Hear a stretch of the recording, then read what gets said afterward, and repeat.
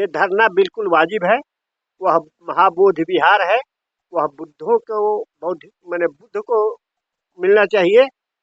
भंते लोगों को उसमें रहने का अधिकार है, लेकिन उसमें ब्राह्मणवादी प्रवेश कर गए हैं।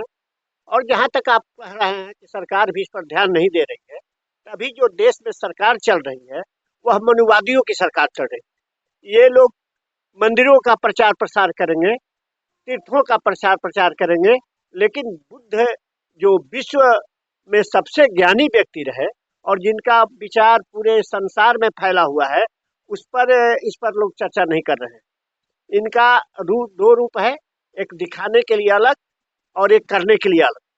यही प्रधानमंत्री जब विदेश में जाते हैं तो कहते हैं कि मैं बुद्ध की धरती से आया, और यहाँ बुद्ध की विरासत को जो ब्राह्मणों ने हड़प लिया है उसको मुक्त कराने के लिए 29 दिन से आंदोलन चल रहा है, लेकिन इस पर प्रधानमंत्री नहीं बोल रहे हैं। या यहाँ बिहार की सरकार जो भाजपा से गठबंधन में जुड़ी हुई है वह भी नहीं बोल रही है। यहाँ तक उत्पात किया जा रहा है कि वहां बैठे हुए बौद्ध भिक्षुओं को डंडे के बल पर उनके धरना स्थल से हटाया जा रहा है, उनको हतोत्साहित किया जा रहा है, उनको तोड़ा जा रहा है। लेकिन यह भी सत्य है कि बुद्ध का विचार सर्वश्रेष्ठ है और इस विचार को सफलता मिलेगी।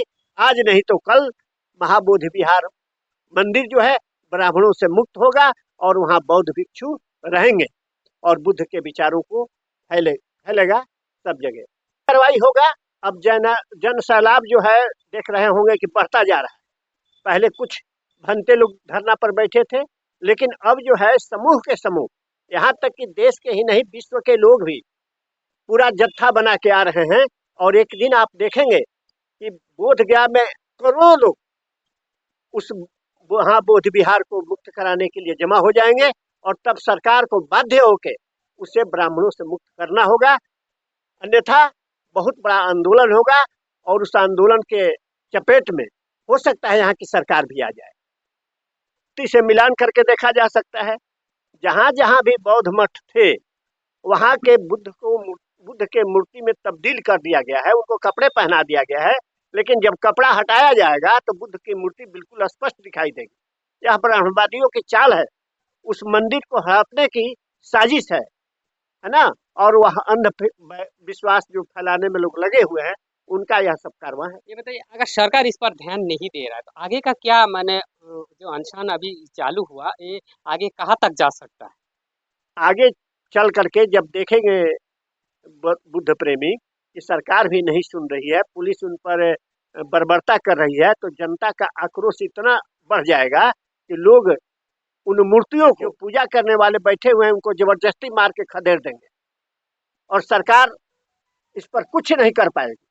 जब जनता का आक्रोश भड़केगा तो सरकार को झुकना ही पड़ेगा, और वो समय आ रहा है। अभी जिसकी विरासत है उस विचारधारा वाले लोगों का उस पर हक बनता है। यदि दूसरे जगह भी लोग दखल किए हुए हैं तो वहां से भी हटना पड़ेगा, क्योंकि जिस धर्म का जो मंदिर है, जैसे हिंदुओं का कोई मंदिर है और उस मंदिर में पंडित लोग पूजा करते हैं, उसमें तो कोई क्रिश्चियन नहीं जाता, उसमें तो कोई मुसलमान नहीं जाता, उसमें तो कोई बौद्धिस्ट नहीं जाता। उसी तरह से जहाँ मुसलमानों का तीर्थ स्थल है वहां भी कोई दूसरा नहीं जाता, ईसाइयों का है वहां कोई दूसरा धर्म का नहीं जाता, तो फिर बौद्धों के मंदिर में दूसरे क्यों आएंगे? ये तो साधारण सी बात समझने वाली है। इसलिए उन लोगों ने जो उसमें अवैध रूप से प्रवेश किया है उनको छोड़ के हटना ही पड़ेगा, और जहां जहां भी महाबोधि विहार होगा वहां वहां से हटना पड़ेगा। आंदोलन छोटी जगह से शुरू होती है, कोई चिंगारी छोटी सी लगती है लेकिन वो बड़ा आग का बवंडर बन जाता है।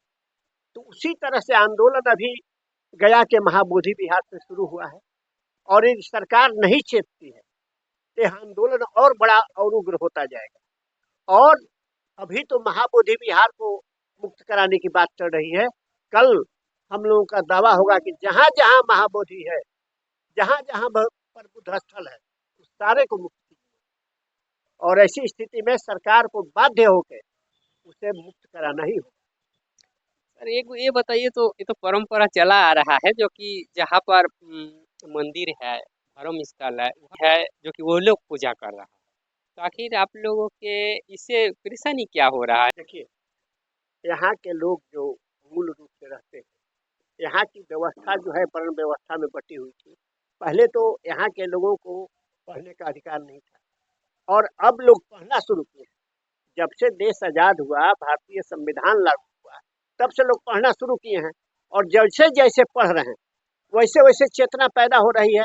सही गलत का निर्णय लोग कर रहे हैं। पहले लोग ऐसा नहीं थे और मठ मंदिरों पर जो भी आय के स्रोत थे वो व्यवसाय वो समझ रहे हैं। हम लोगों को चकमा दे रहे हैं कि इसमें भगवान है, लेकिन वो जानते हैं कि उसमें भगवान नहीं है। भगवान के नाम पर वो पुतला है जिसके माध्यम से आम जनता को ठगा जा रहा है।